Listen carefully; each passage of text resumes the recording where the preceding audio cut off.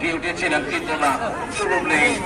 10 নম্বর জার্সিধারী খেলোয়াড়টি হলেন রব্বানি, কিন্তু রব্বানি ওখানে পাবনা 6 নম্বর জার্সিধারী খেলোয়াড়টি বাবু। বাবু চমৎকার খেলে থাকেন বাবু।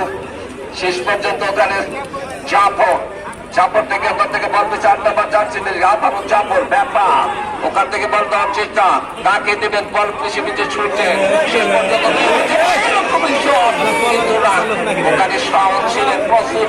শেষ পর্যন্ত আবারও শাওন, ওখান থেকে আবারও রব্বানি অত্যন্ত চমৎকার পাতালকে হতে পারে। ওখানে বল পেয়েছিলেন চাপর, এই চাপর কি করতে পারেন ব্যাকপাস। ওখান থেকে বল ঠিক করে আবারও শিবলকে আমন্ত্রণ জানালেন। শিবলে তারকাই যুবরাজটি হলেন সেই খেলা পাউল।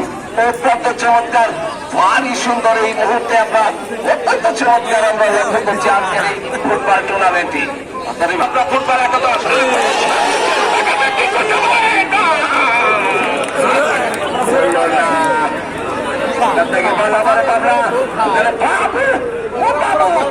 এবং শেষ পর্যন্ত কি করতে পারে বাবু, কিন্তু না ওখান থেকে রতন ছুটছিলেন বলের পিছিয়ে পিছিয়ে, কিন্তু ওখানে বল পেয়েছেন আবারও রব্বানি দাঁড়িয়েছেন।